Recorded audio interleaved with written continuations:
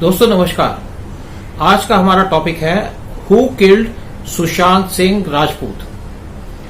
14 जून 2020 को ये खबर आई कि सुशांत सिंह राजपूत नहीं रहे। ये भी खबर आई कि उन्होंने पंखे से टांग करके अपनी जान ले ली, सुसाइड किया, यानी कि खुदकुशी कर ली। लेकिन उनके इस चीज पे मीडिया ने सबसे पहले प्रोपेगेंडा शुरू किया कि उन्होंने सुसाइड कर लिया।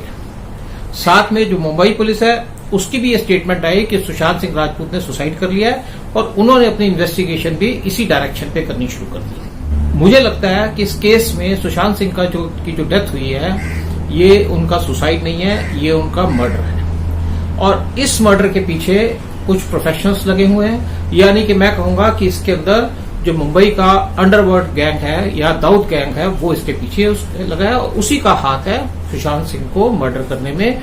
और लेकिन मर्डर कराने के लिए कुछ और लोगों की इन्वॉल्वमेंट है। सुशांत सिंह के मर्डर से पहले एक दिन पहले यानी कि 13 जून 2020 को उसके घर के पास के जो सीसीटीवी कैमरास थे वो ऑफ थे या बंद कर दिए गए थे या खराब कर दिए गए थे, जिसकी वजह से पता चलता है कि ये जो किलिंग है इसको जो है सुशांत सिंह को मारा गया और ये बड़े प्रोफेशनल तरीके से इसका मर्डर प्लान और एग्जीक्यूट किया गया। सुशांत सिंह राजपूत ने कोई सुसाइड नोट नहीं छोड़ा। तो ये समझ नहीं आता मुझे कि मुंबई पुलिस ने कैसे मान लिया कि सुशांत सिंह राजपूत ने सुसाइड किया। सुशांत सिंह राजपूत अपनी डेथ से कुछ दिन पहले उनको थ्रेटनिंग कॉल आ रही थी, उनको धमकी दिए जा रहे थे, जिसकी वजह से वो बहुत परेशान थे और इसकी वजह से वो कई बार अपने घर के बाहर जाके सोया करते थे, यानी कि रात को घर में नहीं आते थे और अपनी गाड़ी में कहीं सुनसान जगह में, अकेली जगह में अपनी गाड़ी खड़ी करके पार्क करके उसमें सो जाया करते थे। वो इतने घबराए और इतने परेशान थे और नेचुरली जब प्रोफेशनल्स आप पे पीछे लगे हों तो आदमी परेशान और घबराहट तो उसको होती है। और सुशांत सिंह के साथ दिक्कत ये थी कि ये बेचारा अकेला था। सुशांत सिंह ने अपनी डेथ से 1 महीना पहले 50 सिम चेंज किए। इससे इंडिकेशन लगती है कि उसको धमकियां मिल रही थी, जिसकी वजह से बार बार सिम चल रहा था। लेकिन दूसरी तरफ वो सिम चेंज करने की इन्फॉर्मेशन जो लोग धमकी देते थे उनके पास पहुंच जाती थी। पुलिस इस केस की बड़ी सीरियस इंक्वायरी कर रही है और जैसे हाई प्रोफाइल केस आते हैं तो पुलिस इंक्वायरी सीधे से करती है, बड़ी सीरियसली करती है। उसके 2 रीजंस हैं। आप अगर इंक्वायरी अच्छे से करेंगे या तो आपको उस आदमी को कन्विक्ट करना है जो उसने उसको मारा है, या आपने उन लोगों को प्रोटेक्ट करना है जिन्होंने इनको मारा है, या उसके अंदर, क्योंकि बड़े बड़े केसों में एक बड़ा रीजन भी होते हैं, कुछ जो करप्ट पुलिस वाले होते हैं वो इस केसों का फायदा उठाते हैं पैसे खाने का, क्योंकि यहाँ पे करोड़ों रुपए की इन्वॉल्वमेंट है, बड़े बड़े लोग इन्वॉल्व है, बड़े बड़े लोगों के नाम आ रहे हैं और नेचुरली बात है जब अंडरवर्ल्ड का नाम आ रहा हो तो आप समझ सकते हैं कि पैसे का खेल इसमें होगा ही, चाहे पुलिस हो चाहे कुछ हो। लेकिन दूसरी तरफ है कि डिपेंड करता है कि आपकी गवर्नमेंट कौन सी है। अगर गवर्नमेंट आपकी सीरियस है, क्योंकि नेचुरली ये केस महाराष्ट्र का और महाराष्ट्र की पुलिस और गवर्नमेंट दोनों के ऊपर क्वेश्चन मार्क्स रेज किए हुए हैं आज की डेट में भी। अब ये क्वेश्चन है हु किल्ड सुशांत सिंह राजपूत।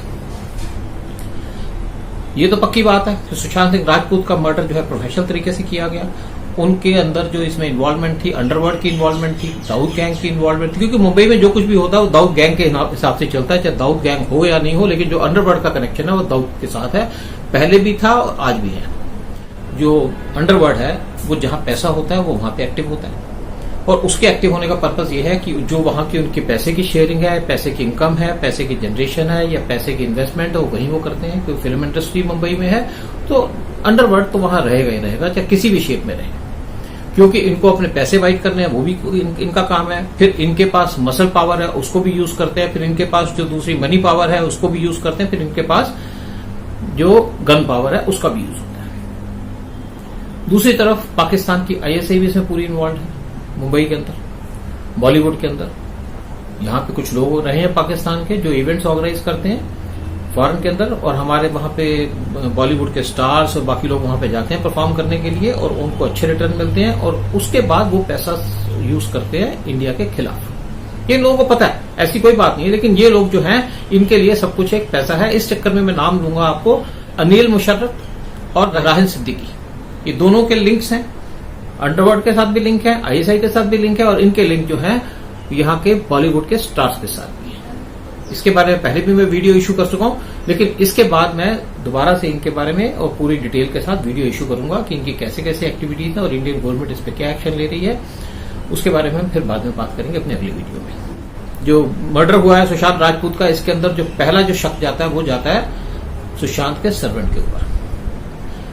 ये कहा जाता है कि सुशांत के सर्वेंट ने पुलिस को इन्फॉर्म किया कि सुशांत सिंह ने अपना सुसाइड कर लिया पंखे से लटक के। अब इसमें दूसरी बात आती है कि जब उसने सुसाइड किया तो उसका सर्वेंट कहां था। चलिए दूसरी बात हम करते हैं। और एक और बात कही जाती है कि सुशांत सिंह के मर्डर या उसकी सुसाइड से पहले उसने अपने नौकर से कहा कि मुझे एक जूस का ग्लास दे दो। बाद में जब पुलिस से पूछताछ हुई तो उसके सर्वेंट ने अपना ये स्टेटमेंट चेंज कर दिया, और नेचुरली किसी के कहने पे चेंज किया होगा, उसके एडवाइजर से कहने पे चेंज किया होगा। दूसरी बात ये आती है कि नौकर जो है सुशांत का, उसको सब कुछ पता है, सब कुछ जानता है, इसमें कोई बात नहीं है।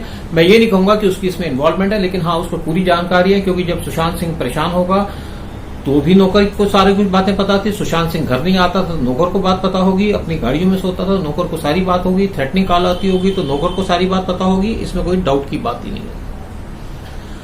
दूसरी बात है कि उनके घर में एक डॉग था, डॉगी था सुशांत का, और ये कहते हैं कि डॉगी जब सुशांत का सुसाइड हुआ या मर्डर हुआ तो डॉगी कुछ नहीं बोला। और मुझे इसमें कोई डाउट की बात नहीं है कि जब भी जो लोग मर्डर करने आए होंगे तो या तो सर्वेंट ने डॉगी को दूसरे कमरे में बंद कर दिया होगा, या वो जो लोग मर्डर करने आए थे उनको डॉगी अच्छे से जानता होगा, पहचानता होगा, जिसकी वजह से कोई शोर नहीं बजा।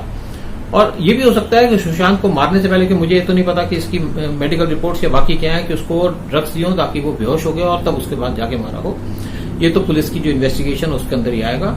दूसरी बात एक और है कि डुप्लीकेट कीज घर की मिसिंग है। अगर डुप्लीकेट कीज मिसिंग है तो किसके पास होंगी? नौकर को पता होगा कौन लेके गया हुआ, या कोई घर में आया हो उसके बाद मिसिंग होगी, या सुशांत को पता होगा। सुशांत तो नहीं बता सकता, लेकिन नौकर को इस बारे में जरूर पता होगा और ये उसके नॉलेज के बैठ। दूसरा आदमी शक के दायरे में है वो है संदीप सिंह। संदीप सिंह जो है एक डायरेक्टर है, सुशांत का सो कॉल्ड फ्रेंड था, उसको शेडो करता था। और शेडो करके ये जो उसकी डेवलपमेंट होती थी, चाहे उसके सिम चेंज करने की डेवलपमेंट हो या उसके वेयरअबाउट्स के बारे में, वो सारी खबरें देता था। कहते हैं ये करण जौहर और सलमान खान को खबर देता था, और उसके बाद की खबर जिसको भी जानी है वो जाती थी। और तभी इसको बार बार परेशान भी किया जाता था, क्योंकि जो भी दूसरी तरफ की पार्टी थी उसको पता था कि इसका नया सिम कौन सा है, और वो सारी खबर जो है इसको संदीप सिंह दिया करता था। एक बिहार के सिंगर हैं छलिया बिहारी, उन्होंने भी यह बात कंफर्म की।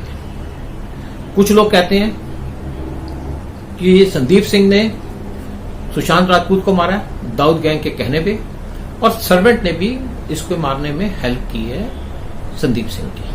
खैर ये थ्योरी है, कभी ना कभी बाहर आएगी, नहीं आएगी, मैं इसमें कुछ नहीं कह सकता। इसमें जो सस्पेक्ट नंबर 3 और 4 आते हैं वो आते हैं रिया चक्रवर्ती और मुकेश भट्ट। रिया चक्रवर्ती सुशांत राजपूत की गर्लफ्रेंड थी, उनके साथ रह रही थी, और ये कहते हैं कि 3-4 दिन पहले मुकेश भट्ट ने फोन किया रिया चक्रवर्ती को कि आप यहां से निकल जाओ, और उसके बाद रिया चक्रवर्ती सुशांत सिंह को छोड़ के निकल गई। इसका मतलब यह है कि मुकेश भट्ट को पता था कि कोई बड़ी इंसिडेंट होने वाली है, रादर बड़ी इंसिडेंट क्या, उसको समझ आ गया था कि सुशांत सिंह को मारने वाले हैं।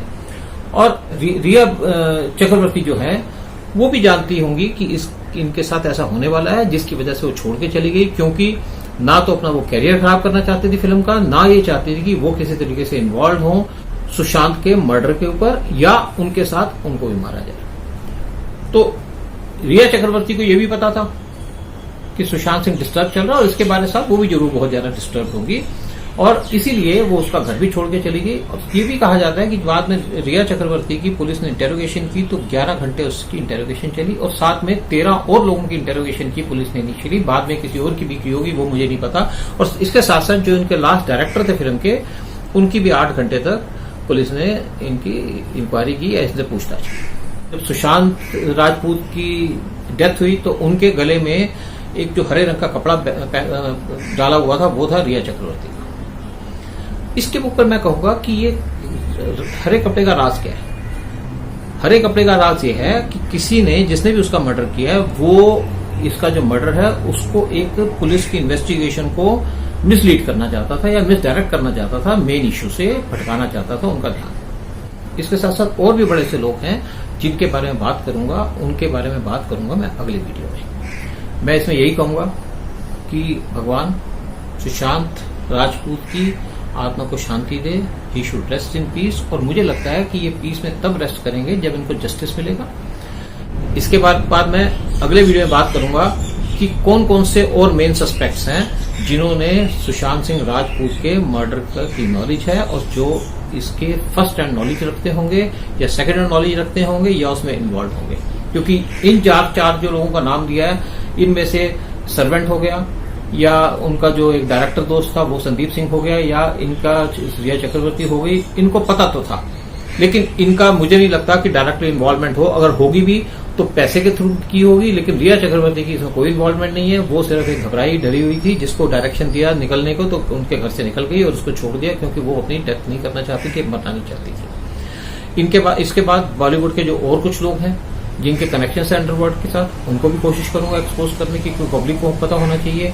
ये लोग बाहर के लोगों से मिलते हैं, उनके साथ पैसे लेते हैं, उनसे उनके कहने पे उल्टे सीधे हिंदुस्तान के अंदर काम करते हैं, और ये जो इनके पैसे खर्चने के बाद जब कमाई करते हैं वो करते हैं जनता से, आप लोगों से, हम लोगों से। तो इन लोगों का एक फ्यूचर में बायकॉट भी होना चाहिए। इसके बाद भी मैं बारे में फ्यूचर में आपसे बात करूंगा अगले वीडियो में। जय हिंद।